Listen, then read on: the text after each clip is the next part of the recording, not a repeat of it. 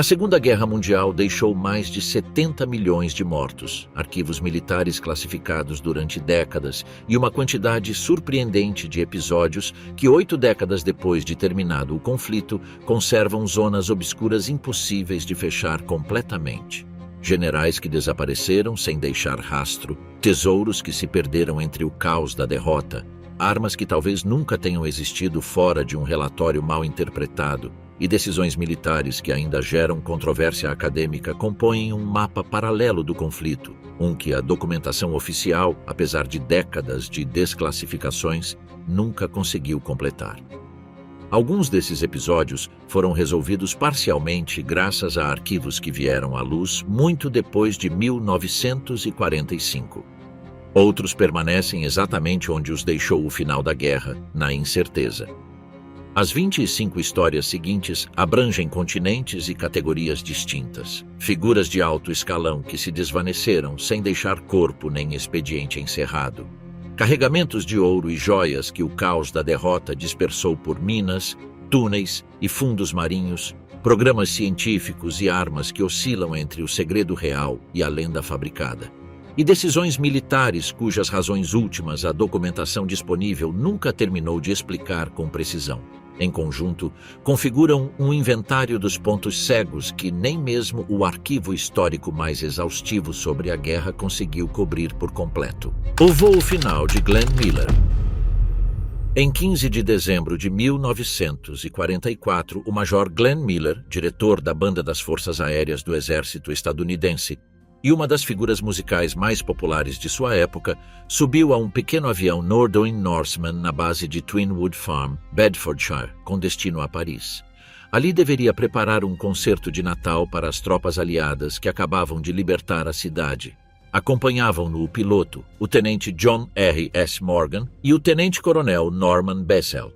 O avião decolou sob um clima adverso, com neblina densa sobre o Canal da Mancha, e nunca chegou ao seu destino. Nem a aeronave, nem os corpos de seus 3 ocupantes foram encontrados jamais. A investigação oficial não pôde estabelecer uma causa definitiva. Uma das hipóteses mais sustentadas aponta que o Norseman, equipado com um carburador propenso à formação de gelo em condições de umidade e frio extremos, simplesmente caiu no mar por uma falha mecânica conhecida desse modelo de avião. Outra teoria, defendida pelo veterano britânico Fred Shaw nos anos 90, sustenta que um grupo de bombardeiros Lancaster da RAF, regressando de uma missão abortada sobre Siegen, soltou sua carga explosiva sobre uma zona designada do canal para aliviar peso antes de aterrissar, justo no momento e no lugar em que se calcula que voava o avião de Miller. Pesquisadores posteriores recalcularam as coordenadas e concluíram que a faixa horária não coincidia com precisão total, o que deixou a hipótese sem confirmação nem descarte definitivo. Ao longo das décadas, surgiram além disso versões menos sustentadas, desde um suposto pouso forçado na França ocupada até rumores de que Miller teria morrido em um prostíbulo parisiense e que sua morte teria sido encoberta por motivos de decoro militar, uma história sem nenhum respaldo documental. Pescadores e buscadores submarinos relataram, em diferentes momentos, restos compatíveis com um Norseman no leito do canal, mas nenhum foi identificado de forma conclusiva como o avião de Miller, mediante número de série ou outra evidência material. O exército estadunidense decidiu, além disso, não informar o desaparecimento à imprensa até várias semanas depois, em plena Batalha das Ardenas, para não afetar a moral das tropas. Essa demora alimentou já desde o primeiro momento as versões que sugeriam algo mais que um acidente. 80 anos depois, nem o avião nem os restos de Miller, Morgan ou Bessell foram recuperados, e o Canal da Mancha continua sendo oficialmente seu túmulo. Em 2014, o historiador Dennis Sprague, após acessar registros operacionais completos da RAF, localizou com maior precisão a zona exata onde os Lancaster soltaram suas bombas naquela noite, a vários quilômetros da rota mais provável do Norseman de Miller, o que enfraqueceu a teoria do fogo amigo sem eliminá-la totalmente. Nenhuma reclamação posterior de achado de restos no leito do canal, incluídas as apresentadas por mergulhadores privados em diferentes décadas, foi validada oficialmente pelo Ministério da Defesa britânico, que continua classificando o caso como perda operacional sem paradeiro conhecido. A estranha viagem de Rudolf Hess à Escócia. Em 10 de maio de 1941, Rudolf Hess, número 3 na hierarquia do regime nazista e sucessor designado de Hitler depois de Hermann Göring, decolou sozinho de Augsburgo no comando de um caça bimotor Messerschmitt Bf 110 modificado com tanques de combustível adicionais. Voou mais de 1.500 quilômetros até a Escócia, onde finalmente saltou de paraquedas perto de Eaglesham, a poucos quilômetros da residência do Duque de Hamilton. Seu objetivo declarado era negociar uma paz separada com a Grã-Bretanha, baseada na ideia de que ambas as nações germânicas deviam se unir contra a União Soviética, cuja invasão à Alemanha lançaria apenas 6 semanas depois. A operação foi mantida em absoluto segredo até mesmo dentro do próprio regime alemão. Hitler, informado após o voo, reagiu com o que seus colaboradores descreveram como autêntica comoção e ordenou divulgar a versão de que Hess havia agido por iniciativa pessoal, possivelmente afetado por desequilíbrios mentais, uma narrativa que convinha a ambos os lados, a Alemanha para se desvincular do episódio e a Grã-Bretanha para evitar que fosse interpretada como um sinal de fraqueza diante de uma proposta de paz real. O que nunca ficou totalmente esclarecido é até que ponto o Duque de Hamilton, piloto da RAF e figura com certa simpatia prévia pela aproximação anglo-alemã, esperava o contato, e se serviços de inteligência britânicos participaram de atrair Hess por meio de intermediários. Alguns historiadores sustentam que o M-6 organizou uma operação de engano usando um agente duplo para fazer Hess acreditar que existia um grupo aristocrático britânico disposto a negociar, aproveitando assim sua boa-fé para neutralizá-lo politicamente. Outros consideram que Hess agiu motivado unicamente por sua própria leitura da situação, influenciada pelo ocultismo e pela astrologia que professava, sem nenhum tipo de armadilha envolvida. Documentos relacionados ao caso permaneceram classificados nos arquivos nacionais britânicos muito mais tempo do que a maioria dos expedientes da época, o que alimentou suspeitas sobre seu conteúdo. Quando finalmente foram parcialmente desclassificados nos anos 90 e 2000, não trouxeram uma resposta definitiva sobre o grau de coordenação prévia. Hess permaneceu detido pelo resto de sua vida. Foi julgado em Nuremberg e condenado à prisão perpétua, e morreu na prisão de Spandau em 1987. Até hoje, os motivos exatos de seu voo, o papel real dos serviços de inteligência britânicos e o conhecimento que Hitler tinha do plano continuam sem uma versão histórica unânime. Sua esposa, Ilse Hess, liderou durante décadas uma campanha internacional para conseguir sua libertação por motivos humanitários, apoiada inclusive por governos ocidentais no final de sua vida. A União Soviética, no entanto, vetou sistematicamente cada tentativa de excarceração dentro do Comitê das Quatro Potências que administrava Spandau, argumentando que Hess devia cumprir a totalidade de sua condenação. Uma postura que alguns historiadores interpretam como uma forma tardia de represália política antes do que como uma decisão jurídica estritamente fundamentada. A morte de Hitler, o corpo que nunca convenceu completamente. Em 30 de abril de 1945, com o Exército Vermelho a poucos quarteirões da chancelaria do Reich, Adolf Hitler e Eva Braun, com quem havia se casado um dia antes, morreram no bunker subterrâneo de Berlim. Segundo as testemunhas que sobreviveram, Hitler disparou contra si mesmo com sua pistola enquanto mordia uma cápsula de cianeto e Braun ingeriu veneno. Os corpos foram levados ao jardim da chancelaria, encharcados com gasolina e queimados parcialmente por ordem expressa de Hitler, que temia que seu cadáver fosse exibido como troféu soviético ao estilo de Mussolini poucos dias antes. Tropas soviéticas do Smersh, a contra-inteligência militar, encontraram os restos calcinados dias depois e os submeteram a uma autópsia secreta. A identificação se baseou principalmente no testemunho de Käthe Häusermann, assistente do dentista de Hitler, e em radiografias dentárias que coincidiam com pontes e obturações muito particulares. A União Soviética, no entanto, não confirmou publicamente a morte de Hitler durante anos. E Stalin chegou a sugerir diante dos aliados ocidentais que o ditador podia ter escapado, uma ambiguidade deliberada que buscava semear dúvidas e evitar que ele fosse transformado em mártir entre seus seguidores. Os restos permaneceram sob custódia soviética em diferentes locais da Alemanha Oriental até 1970, quando, segundo documentos do KGB desclassificados em 1990, foram exumados, incinerados por completo e suas cinzas lançadas em um afluente do rio Elba para evitar que o lugar se transformasse em local de culto neonazista. No entanto, um fragmento de crânio com um orifício de bala e uma porção de mandíbula com dentadura ficaram conservados nos arquivos estatais da Rússia. Em 2009, uma equipe da Universidade de Connecticut obteve uma amostra do fragmento de crânio e, ao analisar seu DNA, determinou que pertencia a uma mulher entre 20 e 40 anos, o que reabriu a discussão sobre a autenticidade das peças exibidas por Moscou durante décadas. A controvérsia se manteve até 2018, quando uma equipe forense liderada pelo médico francês Philippe Charlier conseguiu acesso à dentadura conservada nos arquivos russos e, após compará-la com as fichas dentárias originais e radiografias de 1945, concluiu com um alto grau de certeza científica que correspondia a Hitler, descartando assim a possibilidade de uma fuga. Apesar dessa conclusão, teorias populares sobre uma fuga para a América do Sul, alimentadas por livros sem respaldo documental publicados desde os anos 60, continuam circulando, sustentadas mais pela fascinação cultural do que por evidência histórica verificável. Paralelamente às teorias de fuga, diferentes arquivos do FBI e de inteligência argentina desclassificados em anos recentes geraram ondas periódicas de manchetes sobre um suposto refúgio de Hitler na Patagônia, nenhum respaldado por evidência forense comparável à dentição analisada em 2018.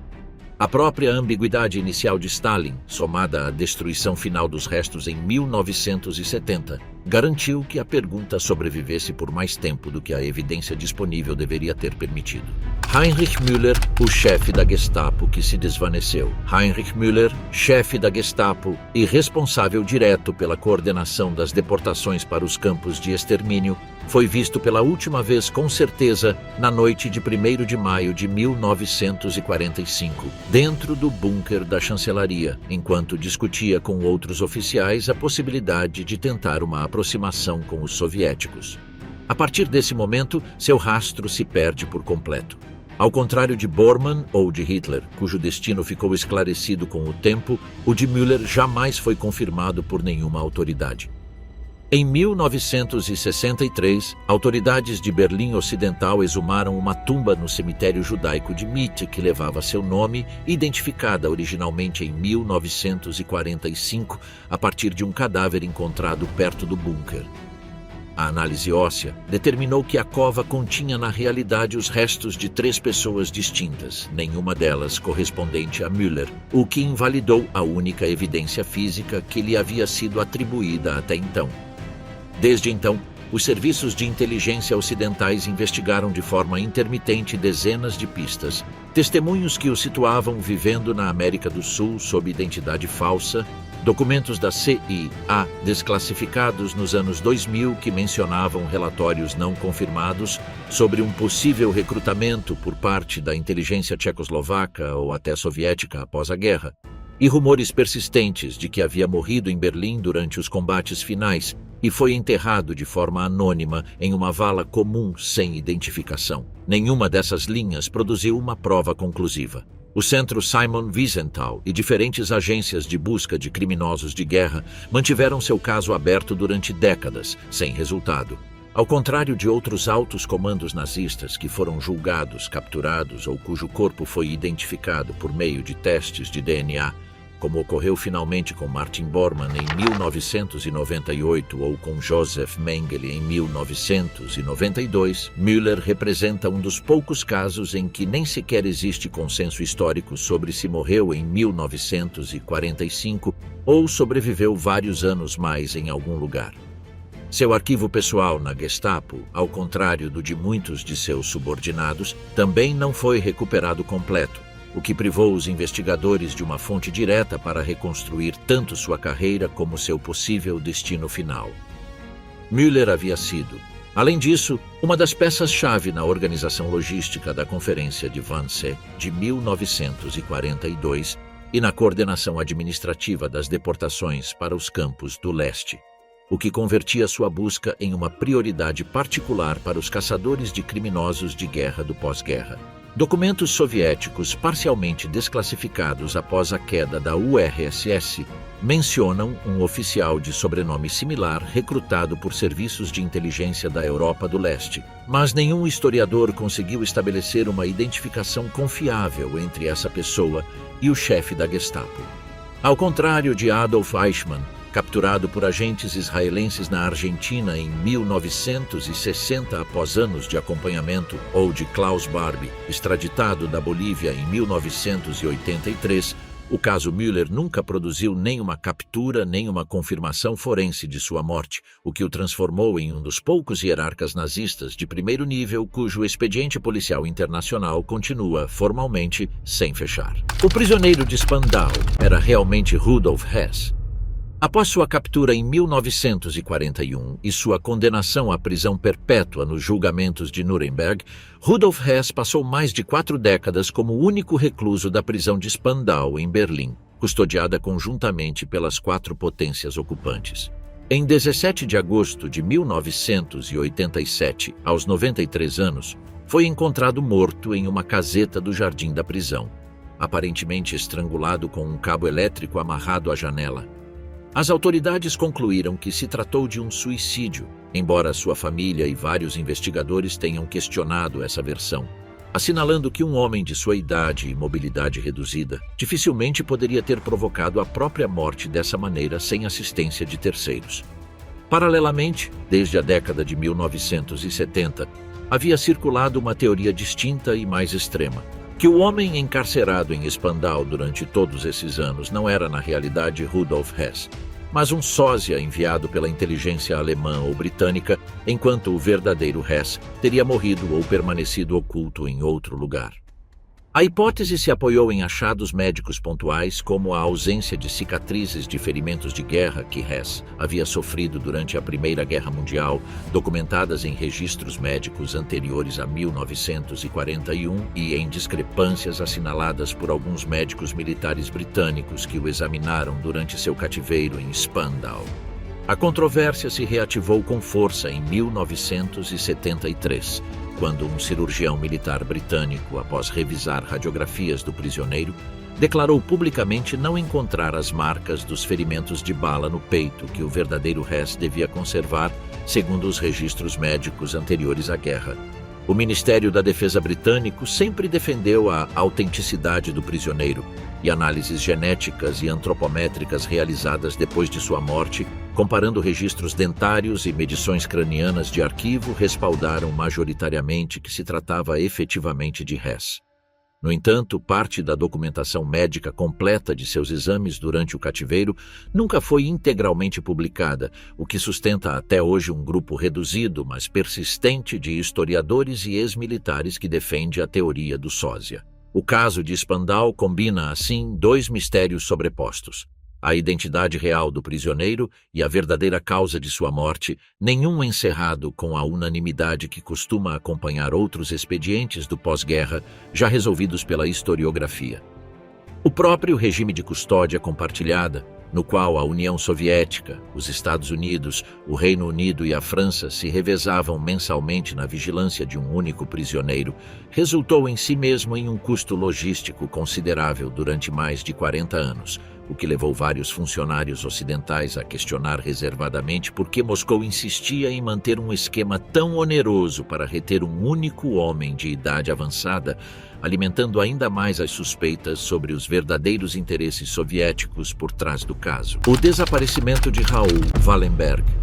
Entre julho de 1944 e janeiro de 1945, o diplomata sueco Raoul Wallenberg, destinado à legação de seu país em Budapeste, utilizou sua posição para emitir milhares de passaportes de proteção, os chamados Schutzpässe, que permitiram a judeus húngaros evitar a deportação para campos de extermínio, além de organizar refúgios e negociar diretamente com oficiais nazistas e húngaros para impedir execuções em massa. Atribui-se a ele ter salvado, segundo diferentes estimativas acadêmicas, entre 10 mil e 100 mil vidas, o que o tornou uma das figuras humanitárias mais reconhecidas do Holocausto. Em 17 de janeiro de 1945, pouco depois da chegada do Exército Vermelho a Budapeste,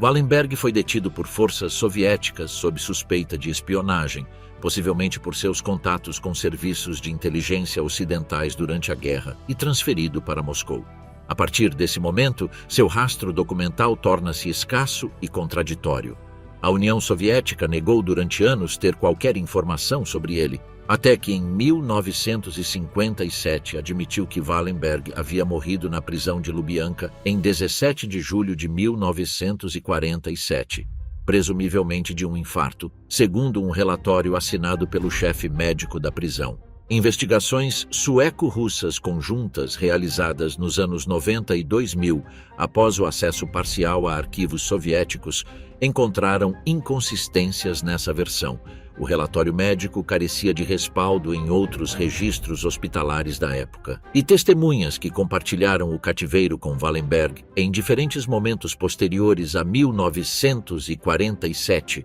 declararam tê-lo visto ou ouvido falar de um prisioneiro que coincidia com sua descrição nos anos seguintes, inclusive até a década de 1960.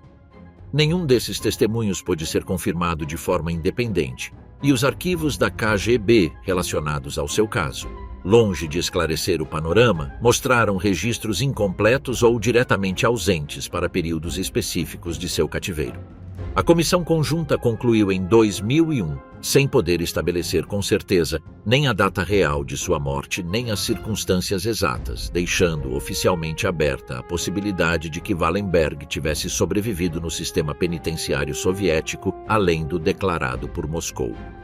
A Rússia mantém classificada uma parte da documentação relacionada com prisioneiros estrangeiros daquela época, o que impede até o dia de hoje encerrar definitivamente um dos casos mais estudados de desaparecimentos do pós-guerra. Em 2016, o governo russo reconheceu formalmente Wallenberg como vítima da repressão política soviética, um gesto simbólico que tampouco esclareceu nem a data nem o local exatos de sua morte.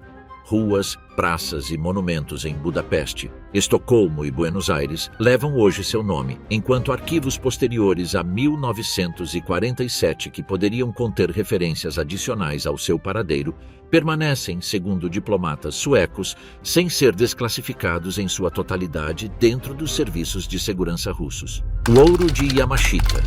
Durante a ocupação japonesa do Sudeste Asiático, forças imperiais saquearam sistematicamente bancos, templos, museus e residências privadas nas Filipinas, Malásia, Indonésia, Birmânia e outros territórios conquistados, em uma operação conhecida extraoficialmente como Lírio Dourado. Segundo a lenda surgida após a guerra, grande parte desse saque, composto por ouro, pedras preciosas e objetos de arte, teria sido concentrada nas Filipinas e escondida em uma rede de túneis e cavernas sob a supervisão do general Tomoyuki Yamashita, comandante japonês no arquipélago, pouco antes da rendição de 1945.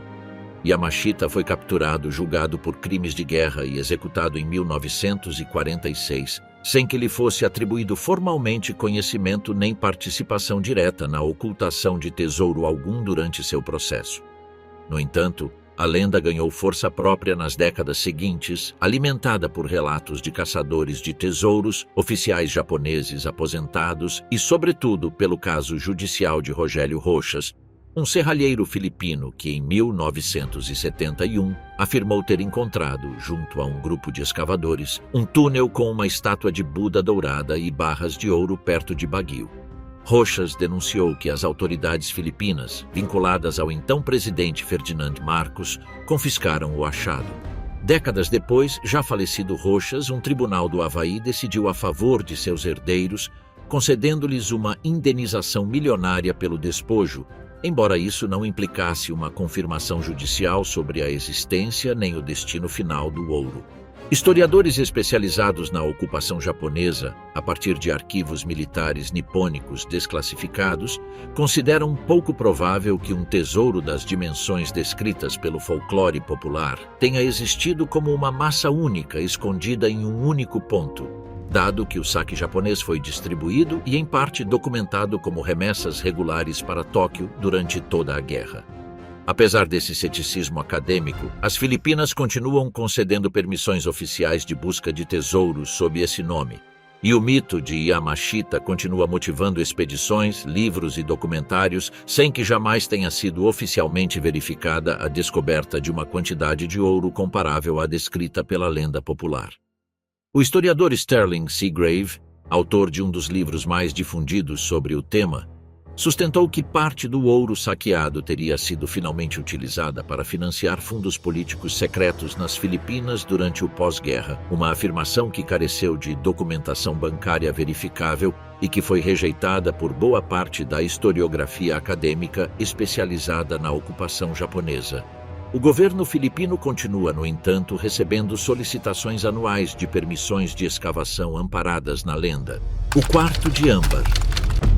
O Quarto de Âmbar foi uma sala de painéis esculpidos em âmbar, ouro e pedras semi-preciosas, presenteada em 1716 pelo rei prussiano Frederico Guilherme I Alquizar Pedro o Grande e instalada finalmente no Palácio de Catarina, perto de Leningrado, onde foi considerada durante séculos uma das obras de arte decorativa mais valiosas da Europa. Em 1941, após a invasão alemã da União Soviética, oficiais nazistas desmontaram a sala completa em menos de 36 horas e a transferiram para Königsberg, na Prússia Oriental, onde foi exibida no castelo da cidade até 1944. Quando o Exército Vermelho avançou sobre Königsberg no início de 1945, o castelo sofreu bombardeios aliados e, posteriormente, intensos combates terrestres durante a tomada soviética da cidade. A partir desse momento, perde-se o rastro documentado do Quarto de Âmbar. A versão mais aceita entre historiadores sustenta que as peças, armazenadas em caixas dentro do castelo, foram destruídas pelo fogo que consumiu o edifício em abril de 1945. Outra corrente sustenta que os alemães conseguiram evacuar pelo menos parte da sala antes da queda da cidade, e que ela permanece oculta em algum bunker, mina ou naufrágio ainda não localizado na região do Báltico. Durante a Guerra Fria, tanto autoridades soviéticas quanto alemãs organizaram buscas oficiais sem resultado, e numerosos caçadores de tesouros amadores afirmaram ter encontrado pistas em minas da Polônia, porões de Kaliningrado, a atual Königsberg ou inclusive no fundo de lagos próximos, nenhuma confirmada com rigor pericial. Em 1997, autoridades alemãs recuperaram um mosaico de pedra que fazia parte original da sala, nas mãos de um ex-combatente que o havia tomado como espólio pessoal, o que demonstrou que pelo menos algumas peças soltas sobreviveram fora do incêndio do castelo, sem que isso resolvesse o destino do conjunto completo. Entre 1979 e 2003, artesãos russos reconstruíram a Sala do Zero utilizando fotografias de arquivo em preto e branco e amostras de âmbar conservadas, hoje exibida novamente no Palácio de Catarina, enquanto o original continua sem reaparecer em nenhuma das buscas realizadas até o presente. Em 2020, um grupo de pesquisadores alemães retomou a busca em uma pedreira abandonada perto de Deutsch-Neudorf, na Saxônia, após a descoberta de um mapa atribuído a um oficial das SS, sem que as perfurações realizadas confirmassem qualquer descoberta relacionada com a sala original. Cada nova pista, recorrente desde os anos 50, seguiu o mesmo padrão: expectativa midiática inicial, seguida de um resultado negativo, sem que isso tenha conseguido, até agora, desencorajar novas expedições. Alguns historiadores da arte sustentam que, dado o valor quase inestimável da sala, sua destruição total por incêndio é menos provável do que durante décadas se supôs, e que é mais razoável supor que pelo menos fragmentos significativos foram retirados de Königsberg antes de sua queda final, dispersos depois entre colecionadores privados que, conscientes de sua origem roubada, nunca os declararam publicamente. O trem de ouro de Walbsig. Em 2015, dois caçadores de tesouros, o polonês Piotr Koper e o alemão Andreas Richter, anunciaram publicamente ter localizado por meio de radar de penetração no solo um objeto subterrâneo de aproximadamente 100 metros de comprimento perto de um trecho de vias abandonado próximo ao castelo de Książ, em Wałbrzych, sudoeste da Polônia.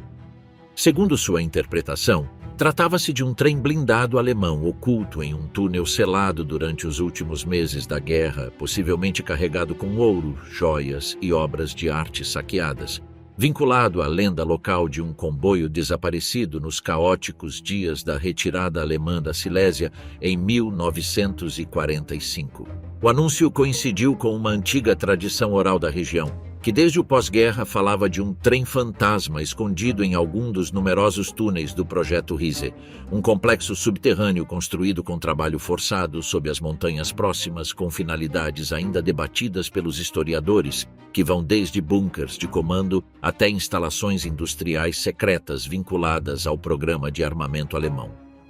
A notícia gerou uma expectativa internacional considerável e levou as autoridades polonesas, juntamente com uma equipe de geólogos e das Forças Armadas, a realizar escavações oficiais em 2016. As perfurações e os estudos geofísicos posteriores não encontraram nenhum túnel artificial nem estrutura ferroviária no ponto indicado.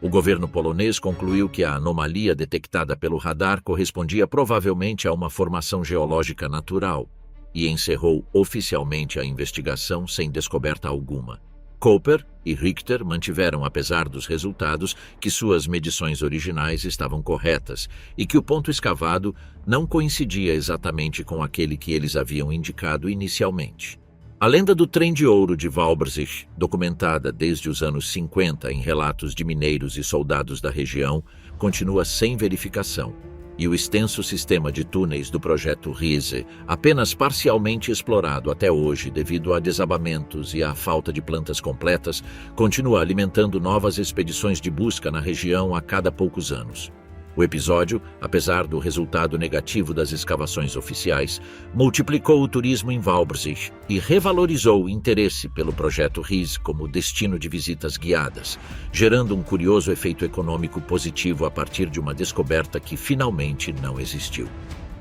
Pesquisadores poloneses continuam, no entanto, documentando novas seções do complexo subterrâneo a cada ano, sem que nenhuma tenha revelado até agora material compatível com um comboio ferroviário completo. O próprio nome do Projeto Rize continua sem uma tradução definitiva de propósito entre os historiadores. Enquanto alguns o vinculam à fabricação de componentes para programas avançados de foguetes, outros o associam a abrigos antiaéreos para o alto comando regional e à falta de plantas arquitetônicas completas, muitas destruídas deliberadamente antes da retirada alemã da Silésia, impede até hoje determinar com certeza qual era sua função principal para além da lenda do trem. O ouro do Reichsbank que nunca foi contado por completo.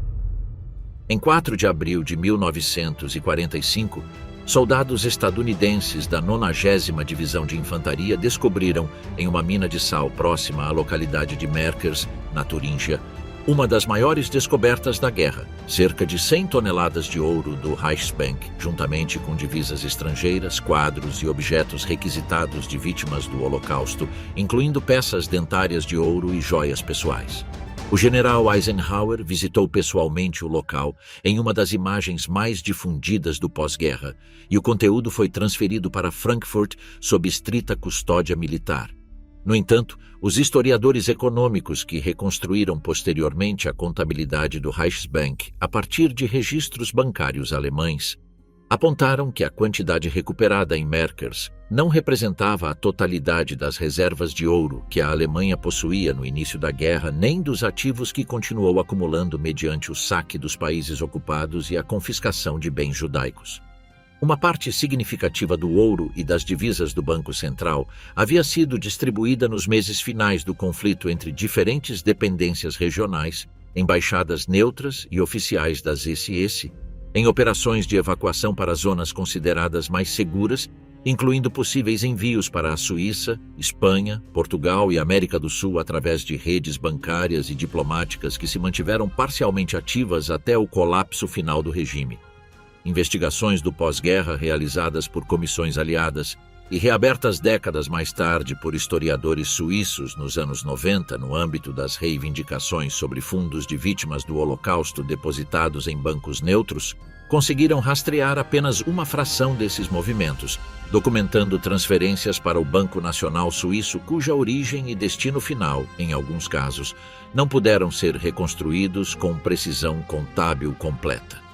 O próprio governo alemão reconheceu em relatórios posteriores que uma porção do ouro do Reichsbank, estimada em diferentes cifras segundo a fonte consultada, nunca foi recuperada nem contabilizada de maneira definitiva, o que mantém aberta até hoje a questão sobre seu destino exato e sobre quantas dessas remessas chegaram efetivamente ao seu destino declarado. A denominada Operação Safe Haven, organizada pelos aliados ocidentais no final da guerra, tentou precisamente rastrear esses movimentos de capital para países neutros, mas seu alcance foi limitado pela falta de cooperação plena de bancos suíços, espanhóis e portugueses, e pela prioridade que as potências ocidentais deram, já em 1945, a reconstruir a Alemanha como aliada diante da União Soviética antes que a perseguir exaustivamente cada lingote desviado durante o colapso do regime. O submarino OI-52 e o ouro do fundo do Pacífico.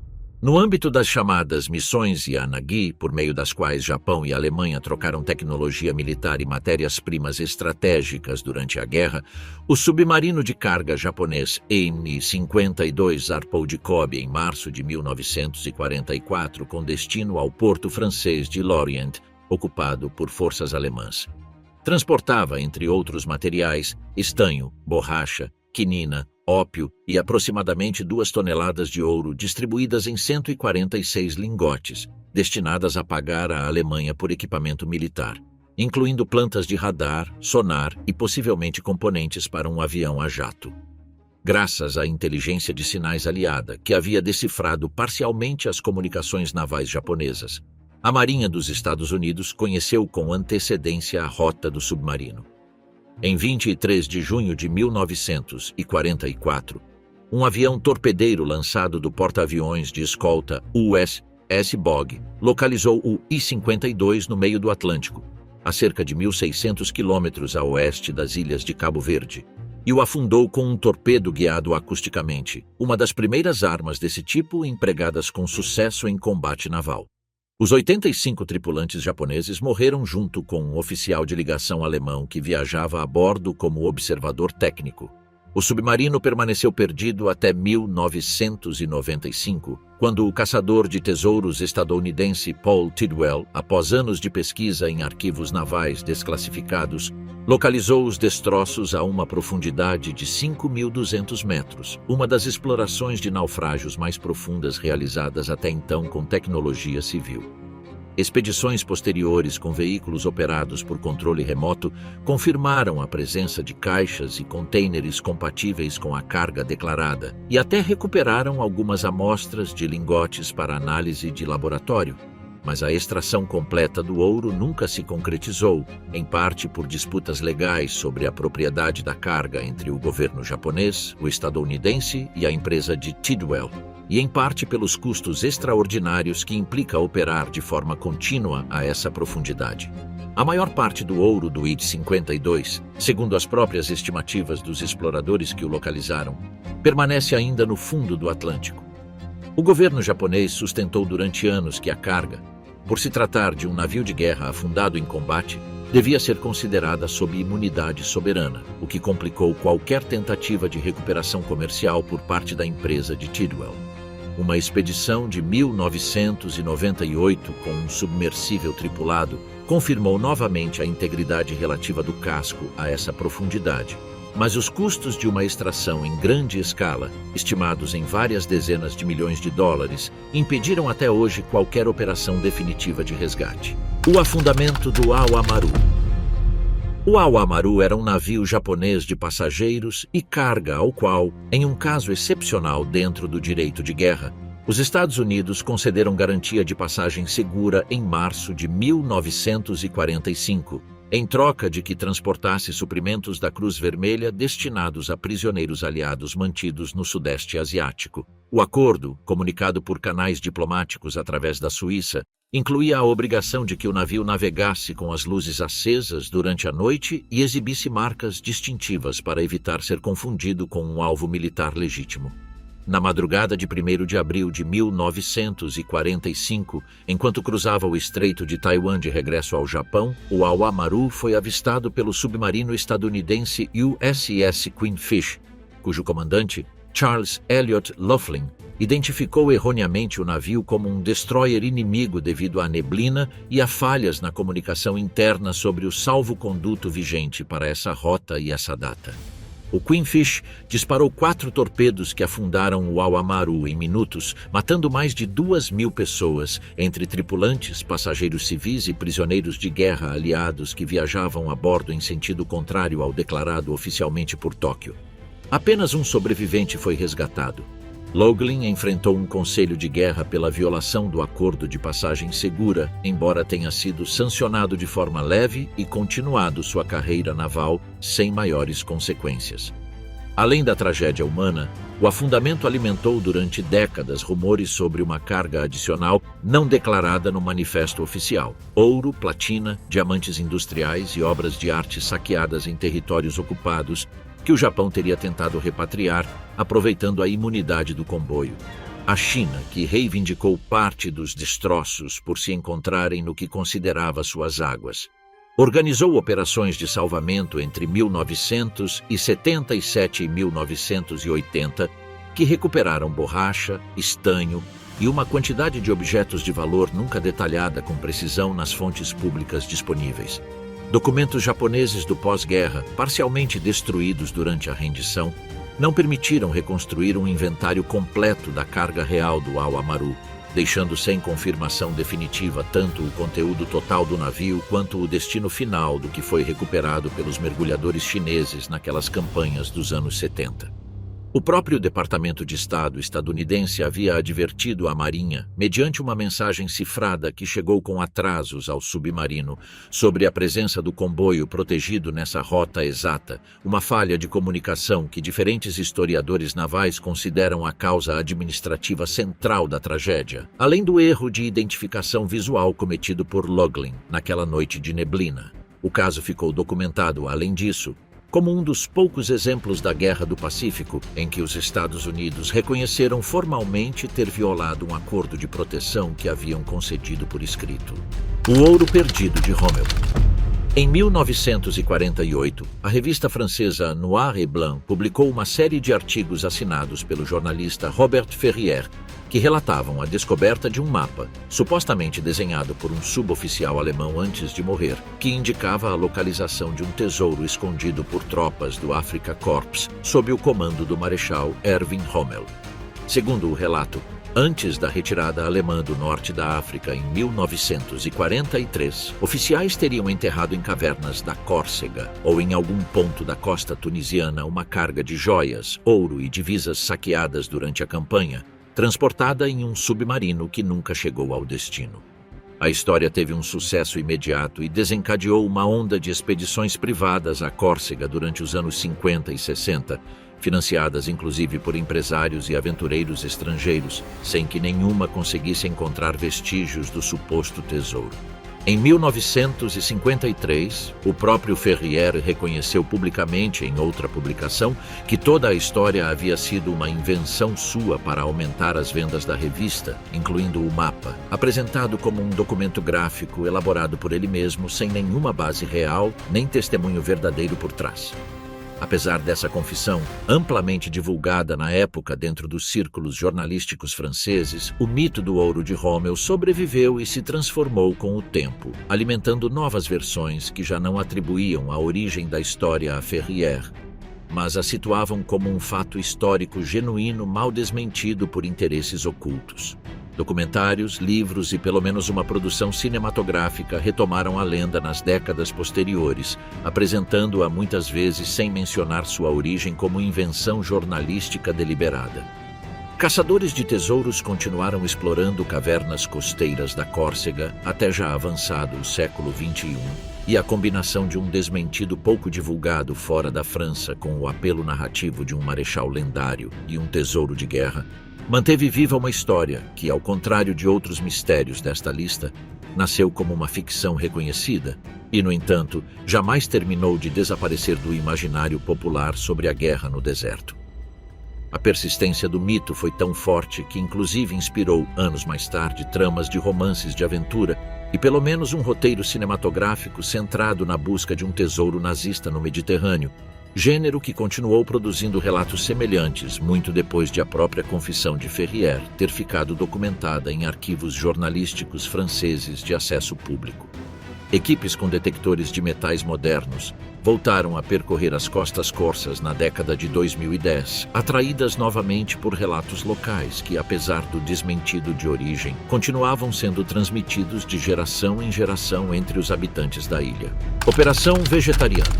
Entre 1942 e 1944, cientistas do Centro de Pesquisa Britânico de Porton Down desenvolveram, sob o nome código de Operação Vegetariano, um plano de guerra biológica destinado a colapsar a cadeia alimentar alemã. O projeto consistia em fabricar milhões de pastilhas de torta de linhaça, o alimento habitual do gado bovino, impregnadas com esporos de antraz, e deixá-las cair do ar sobre as pastagens da Alemanha. O objetivo era que o gado as consumisse, morresse pela infecção, e que a cadeia de contágio se estendesse à população civil através do consumo de carne e leite contaminados, gerando uma crise alimentar e sanitária capaz de acelerar o colapso do esforço bélico alemão.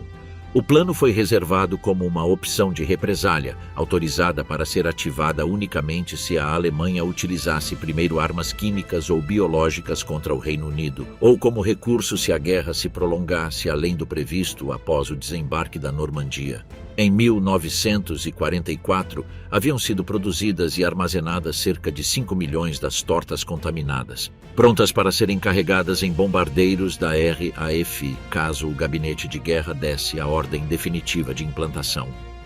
Os testes da eficácia do antraz foram realizados na pequena ilha escocesa de Gruinar, que ficou tão contaminada que permaneceu desabitada e interditada ao público durante quase 5 décadas, até que um processo de descontaminação com formaldeído diluído em água do mar permitiu declará-la segura em 1990.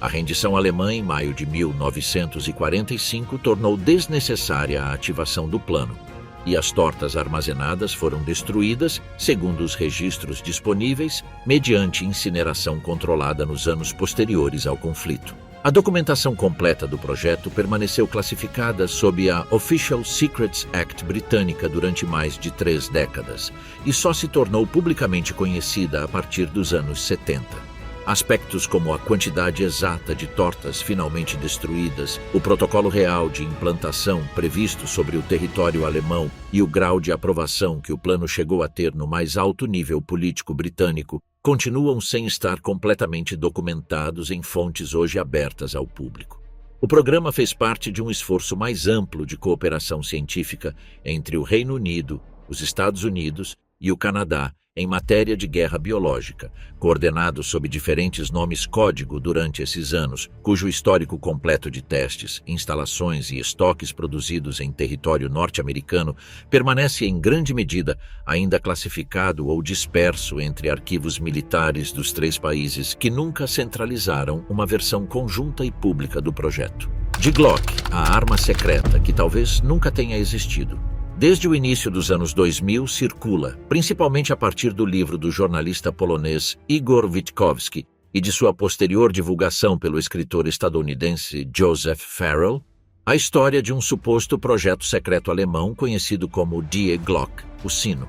Segundo essa versão, as SS teriam desenvolvido em um complexo subterrâneo perto do rio Bistrica, na atual Polônia, um dispositivo metálico em forma de sino que utilizava uma substância mercurial giratória, denominada nesses relatos Xerum 525, capaz de gerar efeitos antigravitacionais ou até mesmo, segundo as versões mais extremas, distorções temporais mensuráveis. O relato sustenta que o projeto esteve vinculado ao general das SS Hans Kammler, responsável real por vários programas de armamento avançado do regime, incluindo o desenvolvimento dos foguetes V-2, o que lhe conferiu certa verossimilhança superficial ao situá-lo dentro de uma estrutura de comando que efetivamente existiu e operou instalações subterrâneas semelhantes.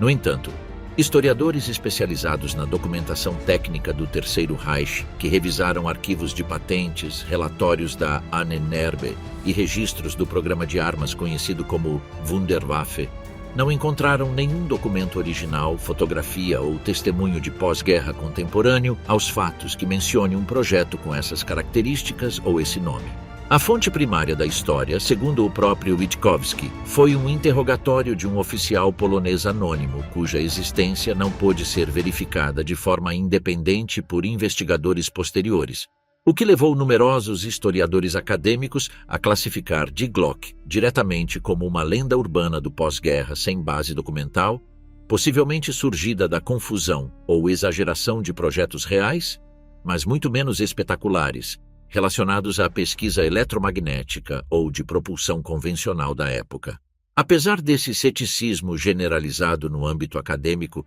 a história se popularizou massivamente por meio de programas de televisão, videogames e romances, e continua sendo citada em círculos de teorias conspiratórias como evidência de tecnologia nazista oculta jamais recuperada pelos aliados, sem que nenhum arquivo desclassificado das potências ocupantes tenha fornecido, até a presente data, um único documento que confirme sua existência real além do relato original de Witkowski. É significativo que o próprio Hans Kammler, a figura real em torno da qual se construiu boa parte da lenda, tenha ele mesmo desaparecido sem deixar rastro verificável nos últimos dias da guerra, alimentando com sua ausência documental a ideia de que poderia ter escapado levando consigo segredos tecnológicos jamais confirmados. Um desaparecimento real que acabou funcionando, paradoxalmente, como combustível adicional para um mito que a evidência histórica disponível não consegue sustentar. Os Foo Fighters. Desde o final de 1944, pilotos do 415º Esquadrão de Caças Noturnos das Forças Aéreas do Exército Estadunidense, operando sobre a frente ocidental europeia, começaram a relatar avistamentos de pequenas esferas ou luzes brilhantes, geralmente de cor laranja ou avermelhada, que apareciam durante missões noturnas e se deslocavam acompanhando seus aviões durante vários minutos, mantendo distâncias e velocidades que não correspondiam a nenhum comportamento de interceptação convencional conhecido. Os pilotos batizaram o fenômeno como os Foo Fighters, em referência a uma expressão sem sentido retirada de uma história em quadrinhos popular da época nos Estados Unidos. Os relatos, documentados em registros de voo e relatórios de inteligência de várias unidades diferentes e localizadas em setores distintos da frente, descreviam objetos que não apareciam nos radares dos aviões aliados, não disparavam nem eram alvejados e desapareciam subitamente sem deixar qualquer vestígio físico. Diante da insistência dos relatórios, o Serviço de Inteligência das Forças Aéreas estadunidenses abriu uma investigação interna durante os últimos meses da guerra, sem conseguir uma explicação oficial conclusiva, e considerou brevemente, sem confirmação posterior, a possibilidade de que se tratasse de uma arma psicológica ou de um dispositivo de iluminação experimental alemão destinado a desorientar os tripulantes aliados, hipótese que a documentação alemã capturada após a guerra não chegou a respaldar em nenhum arquivo técnico. Explicações científicas posteriores propuseram o fenômeno conhecido como fogo de San Telmo, uma descarga elétrica luminosa que pode ocorrer na ponta de estruturas metálicas durante tempestades ou em condições de alta carga estática atmosférica, assim como reflexos ópticos gerados por partículas de combustível não queimado expelidas pelos próprios motores dos aviões aliados, observadas da cabine em condições de escuridão total. Nenhuma dessas hipóteses foi corroborada com evidência física direta da época, e o próprio exército estadunidense nunca emitiu uma conclusão oficial unificada sobre a origem dos avistamentos. O termo, popularizado após a guerra, acabou dando nome inclusive a uma banda de rock formada décadas mais tarde, enquanto o fenômeno original permanece, nos arquivos militares consultados, oficialmente catalogado como não resolvido. Um dos relatos mais citados, registrado em dezembro de 1944, perto de Estrasburgo, e mencionado brevemente pela revista Time em janeiro de 1945, descreveu até 10 dessas luzes seguindo em formação um grupo de bombardeiros durante quase uma hora, sem que nenhum artilheiro conseguisse atingi-las, nem que os pilotos relatassem sensação de ameaça direta, além da inquietação gerada pelo desconhecido. Unidades da Luftwaffe, segundo interrogatórios realizados com prisioneiros alemães capturados nesses meses, descreveram de maneira independente fenômenos semelhantes observados de seus próprios aviões, o que descartou parcialmente, diante dos analistas aliados, a hipótese de uma arma exclusivamente alemã, já que nenhum dos lados parecia controlar deliberadamente o fenômeno relatado por seus próprios pilotos. A Batalha de Los Angeles. Na noite de 24 para 25 de fevereiro de 1942, apenas algumas semanas após o ataque a Pearl Harbor e poucos dias depois de um submarino japonês bombardear instalações petrolíferas perto de Santa Bárbara, Califórnia, as defesas antiaéreas de Los Angeles entraram em alerta máximo após detectarem, segundo os radares da época, a presença de objetos não identificados sobrevoando a cidade. Durante várias horas, baterias do exército dispararam mais de 1.400 projéteis antiaéreos em direção ao céu noturno, enquanto holofotes varriam as nuvens em busca de aeronaves inimigas, no que a imprensa local descreveu no dia seguinte como um ataque japonês direto contra o território continental estadunidense. Na manhã seguinte, não foi encontrado nenhum destroço de avião abatido, nenhum corpo, nenhum fragmento de aeronave inimiga, nem evidência de bombas lançadas sobre a cidade. Os únicos danos registrados, vários mortos por ataques cardíacos durante o alarme e por acidentes de trânsito no apagão geral, além de danos materiais causados pelos próprios estilhaços antiaéreos ao caírem sobre residências civis, foram consequência direta da resposta militar e não de um ataque real comprovado.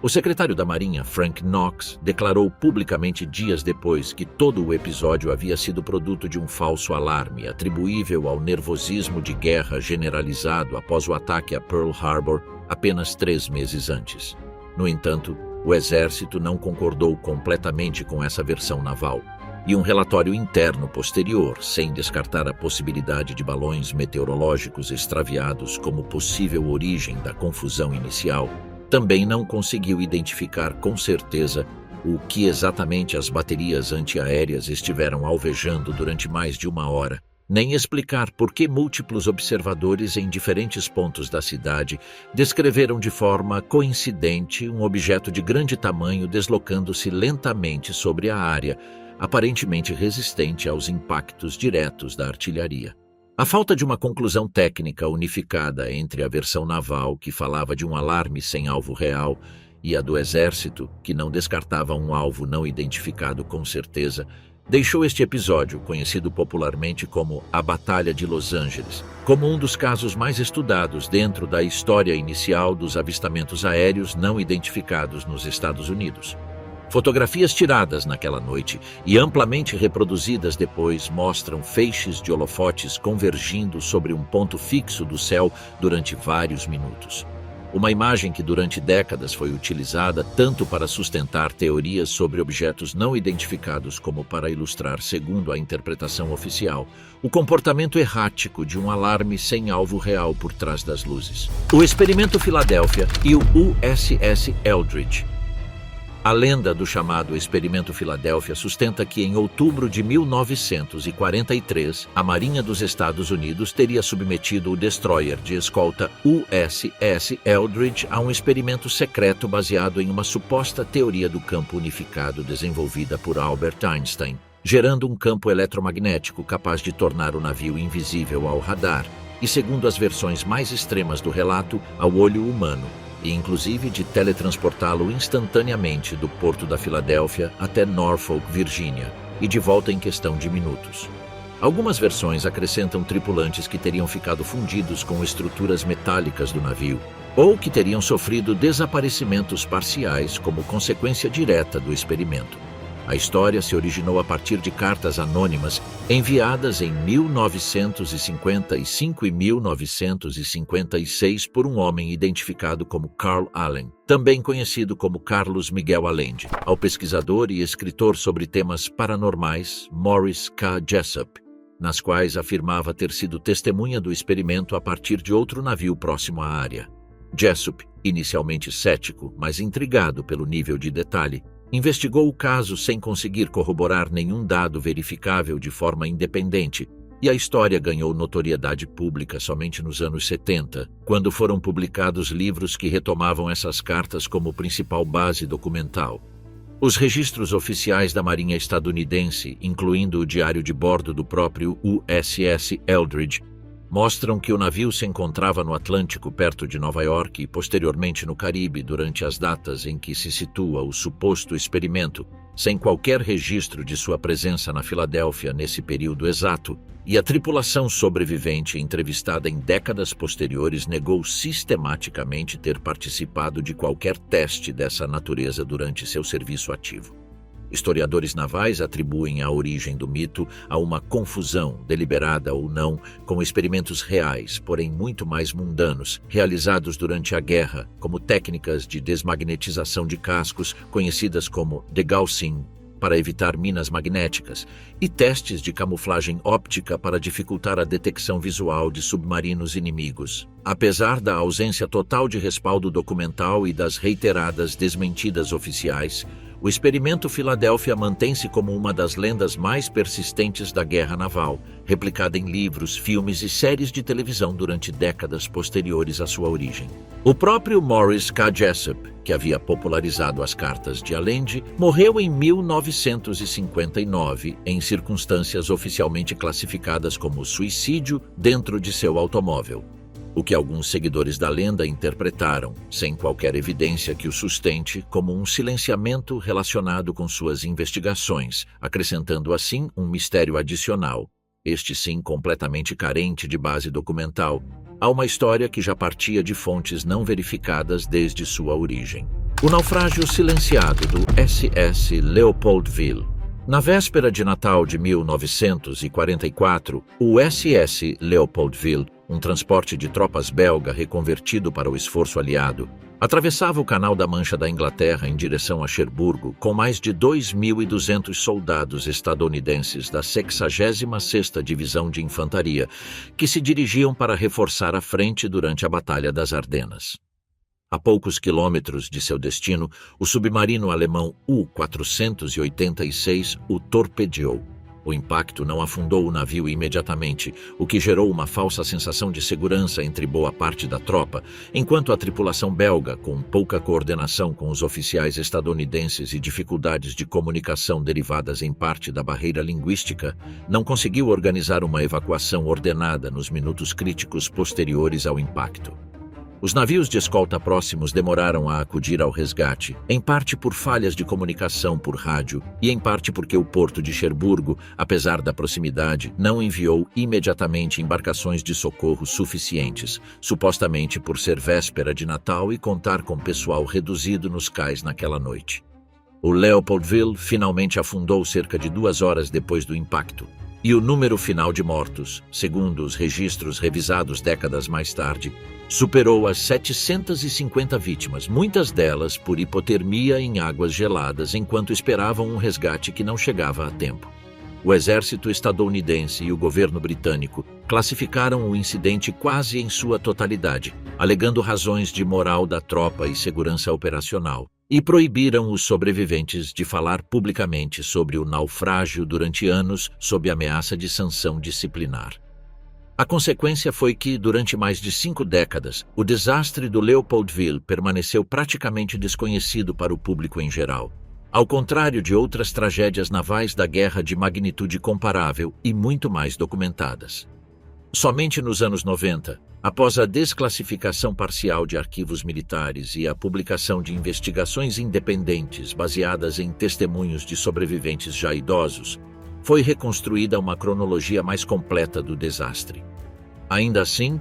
responsabilidades específicas, como por que a tripulação belga não dispunha de botes salva-vidas suficientes em bom estado, ou por que a resposta de Cherburgo demorou tanto naquela noite em particular,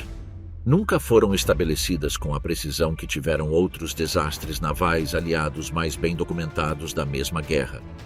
Um memorial dedicado aos mortos do Leopoldville só foi inaugurado formalmente em Cherburgo em 1996, mais de 5 décadas depois do naufrágio, coincidindo com a desclassificação que permitiu aos sobreviventes falar publicamente pela primeira vez sem restrições, um contraste notável diante da rapidez com que outros desastres aliados da guerra receberam reconhecimento oficial e memória pública. Katyn, o crime que a URSS negou durante meio século. Na primavera de 1940, a polícia secreta soviética NKVD executou de forma sistemática cerca de 22 mil cidadãos poloneses, em sua maioria oficiais do exército, policiais, funcionários e membros da intelectualidade capturados após a invasão soviética da Polônia Oriental de 1939. As execuções, realizadas mediante disparo na nuca, foram levadas a cabo em diferentes pontos, entre eles a floresta de Katyn, perto de Smolensk, e os corpos foram enterrados em valas comuns que permaneceram ocultas durante anos. Em 1943, tropas alemãs que ocupavam a região anunciaram a descoberta das valas de Katyn e acusaram publicamente a União Soviética do massacre, em uma campanha propagandística destinada a fraturar a aliança entre os soviéticos e os governos ocidentais em plena guerra. A União Soviética negou qualquer responsabilidade e, por sua vez, acusou a Alemanha de ter cometido as execuções após ocupar a zona em 1941. Governos aliados, principalmente os Estados Unidos e o Reino Unido, conheciam através de relatórios de inteligência próprios indícios sólidos da responsabilidade soviética, mas optaram, por razões de necessidade estratégica em plena guerra contra a Alemanha, por não questionar publicamente a versão de Moscou, seu parceiro militar indispensável na frente oriental. Essa postura manteve-se praticamente intacta durante toda a Guerra Fria.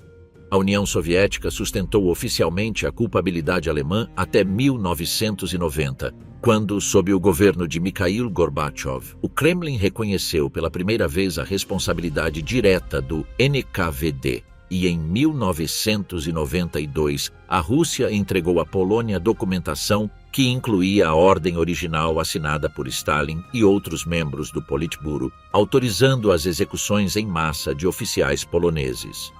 Apesar desse reconhecimento, arquivos completos sobre a operação, incluindo a localização exata de algumas valas adicionais e os nomes da totalidade das vítimas, não foram entregues em sua totalidade, e a Rússia classificou novamente parte da investigação judicial sobre Katyn em 2004, alegando razões de segurança nacional. Organizações polonesas e familiares de vítimas continuam reivindicando até o dia de hoje o acesso integral a esses expedientes, o que mantém parcialmente aberto em sua dimensão documental, embora já não em sua autoria estabelecida, um dos episódios de encobrimento mais prolongados da guerra.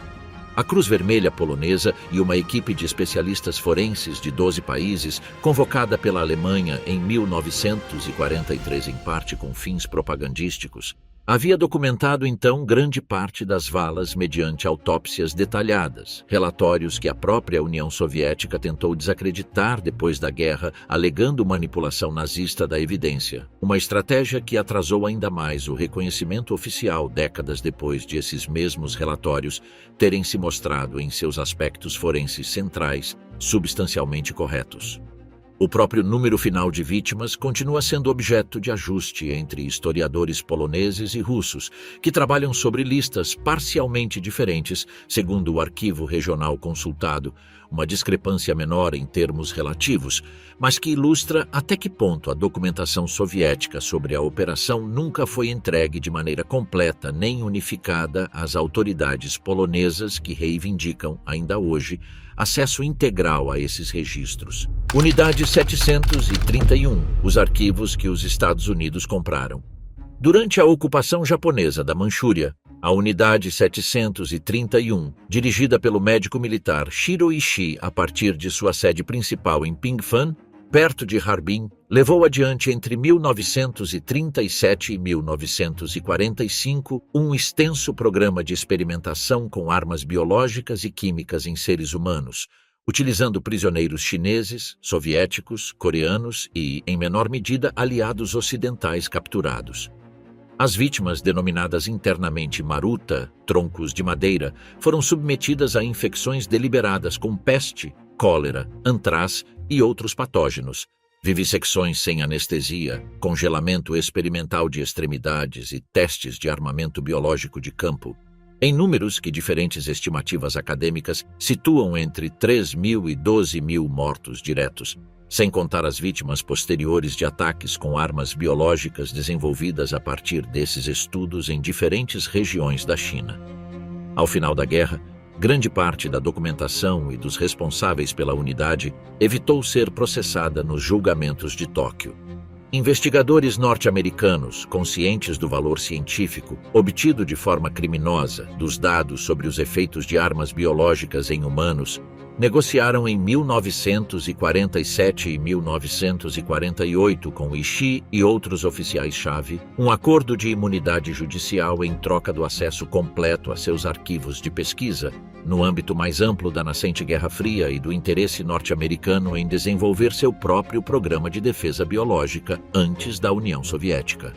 Esse acordo permaneceu oficialmente negado pelo governo norte-americano durante décadas, até que historiadores tiveram acesso a documentos desclassificados a partir dos anos 80 que confirmaram tanto a existência do pacto como a transferência de relatórios técnicos para instalações de pesquisa nos Estados Unidos. No entanto, partes substanciais do arquivo original da Unidade 731, incluindo registros médicos detalhados das vítimas e protocolos experimentais completos, nunca foram tornadas públicas em sua totalidade, seja porque permanecem classificadas, porque foram destruídas deliberadamente pelos próprios japoneses antes da rendição para evitar provas incriminatórias, ou porque se perderam durante sua transferência. O número exato de vítimas, a lista completa de identidades e o destino final de boa parte dessa documentação continuam sem ser reconstruídos de maneira definitiva até o presente. Vários investigadores que participaram dos experimentos da unidade se reincorporaram sem sanção à vida profissional japonesa do pós-guerra, e alguns ocuparam posteriormente cargos relevantes na indústria farmacêutica e médica do país, uma continuidade que historiadores japoneses e estrangeiros consideram uma consequência direta, embora incômoda, do pacto de imunidade firmado com os Estados Unidos nos anos 40. A Ahnenerbe e a busca nazista no Tibete. Em 1938, o Instituto de Pesquisa das SS, conhecido como Ahnenerbe, fundado por Heinrich Himmler para sustentar cientificamente as teorias raciais do nazismo, organizou uma expedição ao Tibete liderada pelo jovem zoólogo Ernst Schäfer. A equipe, integrada também por antropólogos e técnicos de cinema, permaneceu vários meses na região coletando espécimes de fauna, realizando medições cranianas e antropométricas sobre a população local e filmando material documental, com o objetivo declarado de fornecer evidências às teorias de Himmler sobre uma origem ariana comum entre povos do Himalaia e as raças nórdicas europeias. Os registros oficiais da expedição, hoje conservados em arquivos alemães, documentam um trabalho de campo relativamente convencional para os padrões profundamente racistas, mas metodologicamente ortodoxos, da antropologia física da época, sem qualquer menção à busca de artefatos esotéricos, cidades perdidas ou o Santo Graal, elementos que aparecem de forma recorrente em livros e documentários sensacionalistas publicados décadas depois, que combinaram essa viagem real com os interesses pessoais de Himmler pelo ocultismo, o esoterismo germânico e lendas como a de Shambhala, um reino mítico budista que alguns círculos esotéricos europeus do início do século XX associavam erroneamente a uma suposta origem ariana perdida. Historiadores que estudaram em profundidade os arquivos da Ahnenerbe concordam que não existe documentação que respalde uma missão de busca por objetos sobrenaturais e atribuem a persistência do mito à combinação entre o interesse pessoal e verificável de Himmler pelo ocultismo, que chegou a financiar dentro de seu instituto estudos sobre astrologia e radiestesia, e a curiosidade cultural posterior por encontrar uma explicação mais espetacular para as motivações reais do regime nazista. O que permanece como uma área genuinamente menos documentada é o destino final de boa parte do material antropológico e fotográfico coletado durante a viagem, disperso após a guerra entre diferentes arquivos europeus sem catalogação unificada, e a influência exata que esse material teve sobre as políticas raciais aplicadas depois pelo regime, um vínculo que os historiadores só conseguem reconstruir de forma parcial e indireta a partir de fontes secundárias. A equipe de Schaefer chegou a medir antropometricamente várias centenas de habitantes locais e a tirar moldes faciais com fins comparativos, um material hoje considerado profundamente questionável do ponto de vista da ética científica contemporânea, conservado parcialmente em arquivos antropológicos alemães e ainda objeto de debate sobre sua eventual restituição ou destino museológico definitivo. O explorador sueco Sven Hedin, célebre por suas travessias asiáticas anteriores, colaborou indiretamente na organização da viagem, embora tenha mantido sempre distância pública em relação às teorias raciais que motivavam Himmler. A morte de Patton, acidente ou algo mais? Em 9 de dezembro de 1945, já terminada a guerra e em pleno período de ocupação aliada da Alemanha, o general George S. Patton viajava como passageiro em um automóvel oficial perto de Mannheim quando colidiu em baixa velocidade com um caminhão militar norte-americano. O impacto, aparentemente menor para os demais ocupantes do veículo, fez com que Patton, sentado no banco dianteiro sem proteção, batesse violentamente a cabeça contra o para-brisa, fraturando o pescoço e ficando imediatamente paralisado do pescoço para baixo. Permaneceu hospitalizado em Heidelberg durante 12 dias, com a mente lúcida, mas o corpo imobilizado até morrer em 21 de dezembro de 1945 em consequência de um coágulo que lhe provocou uma parada cardíaca repentina. Patton havia sido, durante os meses anteriores ao acidente, uma figura cada vez mais incômoda para o alto comando aliado por suas declarações públicas contra a desnazificação tal como estava sendo aplicada, sua aberta hostilidade em relação à União Soviética e seus comentários sobre a conveniência de continuar a guerra contra os soviéticos enquanto o exército aliado ainda estava mobilizado na Europa. Posições que geraram sérias tensões com Eisenhower e com a política oficial norte-americana do pós-guerra recente. Esse atrito político alimentou, já pouco depois de sua morte, teorias que sugeriam um assassinato encoberto como acidente fortuito. A versão mais difundida provém de um livro publicado em 1979 pelo jornalista Robert Wilcox, que reúne a suposta confissão, atribuída a um antigo agente do Escritório de Serviços Estratégicos chamado Douglas Bazata, que teria declarado décadas depois ter organizado a colisão por encomenda, e que um agente soviético teria posteriormente envenenado Patton durante sua hospitalização, para assegurar sua morte definitiva.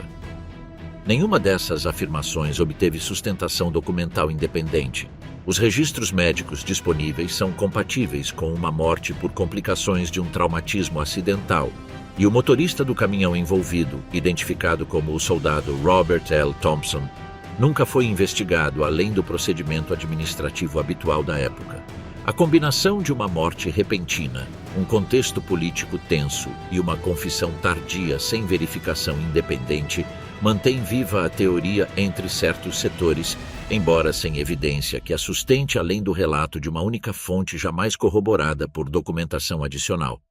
O próprio Eisenhower, em correspondência privada escrita pouco depois do acidente, descreveu a notícia como profundamente inesperada, sem manifestar nessas cartas nenhuma suspeita de irregularidade. Um detalhe que historiadores citam habitualmente para contrastar a frieza institucional do momento com a intensidade que a teoria do assassinato adquiriu somente décadas mais tarde. Por que os aliados não bombardearam Auschwitz? A partir de 1944, a inteligência aliada contava com informações cada vez mais precisas sobre o funcionamento do complexo de Auschwitz-Birkenau.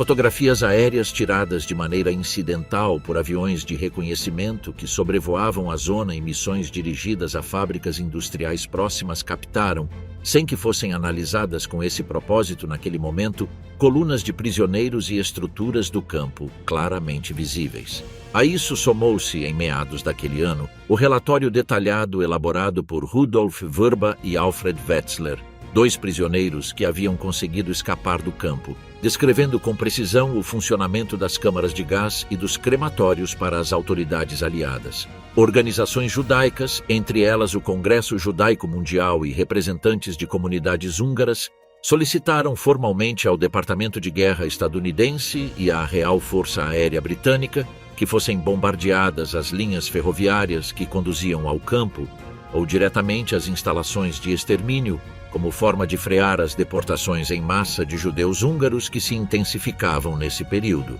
O subsecretário de Guerra estadunidense, John McCloy, respondeu em uma comunicação oficial de agosto de 1944 que a operação solicitada desviaria recursos aéreos considerados essenciais para outras operações decisivas em curso naquele momento da guerra, e que sua viabilidade técnica era duvidosa dada a distância das bases aliadas disponíveis então. Historiadores posteriores debateram extensamente essa justificativa, assinalando que bombardeiros aliados sobrevoaram e atacaram instalações industriais situadas a poucos quilômetros do próprio campo nessas mesmas semanas, o que indicaria que a distância não era um obstáculo técnico insuperável, como se argumentou. Outros historiadores defendem que um bombardeio de precisão sobre as linhas férreas teria tido efeitos limitados, dado que estas podiam ser reparadas em poucos dias com mão de obra forçada, e que atacar diretamente as câmaras de gás teria matado um número significativo dos próprios prisioneiros, sem garantia de deter o genocídio em curso além do efeito imediato. Não se conseguiu estabelecer com certeza documental até que ponto a decisão respondeu estritamente a um cálculo militar racional, a um desconhecimento real da escala do extermínio em curso, ou a uma falta de prioridade política diante do sofrimento da população judaica europeia. E os arquivos disponíveis sobre as deliberações internas daquele verão continuam sendo, segundo reconhecem os próprios historiadores que os consultaram em profundidade, incompletos em ponto-chave da cadeia de decisão. Winston Churchill, após conhecer em julho de 1944 os relatórios sobre o extermínio em curso, escreveu ao seu secretário de Relações Exteriores para que se utilizasse qualquer meio disponível para detê-lo, uma instrução que, segundo mostram os arquivos britânicos disponíveis, não se traduziu finalmente em uma ordem operacional concreta de bombardeio, sem que os documentos conhecidos até hoje expliquem com precisão em que ponto da cadeia de comando se diluiu essa intenção inicial. O massacre de Malmedy. Em 17 de dezembro de 1944, durante as primeiras horas da ofensiva alemã nas Ardenas, um grupo de combate da 1ª Divisão Panzer das SS, comandado pelo coronel Joachim Peiper, interceptou perto do cruzamento de Bognes, próximo à localidade belga de Malmedy, uma coluna da Battery B do 285º Batalhão de Observação de Artilharia norte-americano. Após uma breve troca de tiros, os soldados norte-americanos, superados em número e armamento, renderam-se. Pouco depois, segundo o testemunho dos sobreviventes, tropas alemãs abriram fogo com metralhadoras contra o grupo de prisioneiros desarmados reunidos em um campo aberto, matando cerca de 84 homens em questão de minutos. Após o fim da guerra, um tribunal militar norte-americano conduziu em 1946 o julgamento de Dachau, no qual 73 membros da unidade de Peiper foram acusados do massacre e de outros crimes cometidos durante a ofensiva das Ardenas. 43 receberam condenações à morte e os demais penas de prisão, incluindo o próprio Peiper, condenado à forca. No entanto, a partir de 1948, começaram a circular denúncias de que os interrogadores norte-americanos haviam obtido boa parte das confissões mediante métodos coercitivos, incluindo simulações de execução, privação de sono e golpes, o que levou a uma revisão interna do Exército e, em 1949, a uma investigação do Senado liderada por um comitê no qual participou ativamente o então senador Joseph McCarthy. A pressão política derivada dessas denúncias fez com que nenhuma das condenações à morte fosse finalmente executada, e Peiper, junto com os demais condenados, teve suas penas comutadas e foi libertado em 1956, mais de uma década antes do que suas sentenças originais previam. A controvérsia deixou duas perguntas sem resposta de maneira unânime entre os historiadores. Se o massacre original foi uma ordem deliberada da cadeia de comando alemã ou o resultado de uma situação caótica que escalou sem controle explícito em meio ao combate, e até que ponto as irregularidades reais no processo judicial posterior, utilizadas também por defensores dos condenados para questionar a legitimidade do julgamento em seu conjunto, acabaram beneficiando indevidamente responsáveis por um crime de guerra cuja execução, segundo a maioria das evidências testemunhais disponíveis, foi de fato intencional desde o primeiro disparo. Joachim Peiper, que após cumprir parte de sua condenação se instalou sob seu nome verdadeiro na localidade francesa de Traves, morreu em julho de 1976, quando sua residência foi incendiada durante a noite, presumivelmente por antigos membros da resistência francesa que haviam identificado seu passado. O caso nunca foi resolvido judicialmente e nenhum responsável foi identificado nem julgado, de modo que o oficial no comando do massacre de Malmed terminou 30 anos depois como vítima de um crime tão sem esclarecimento quanto aquele do qual ele próprio havia sido protagonista.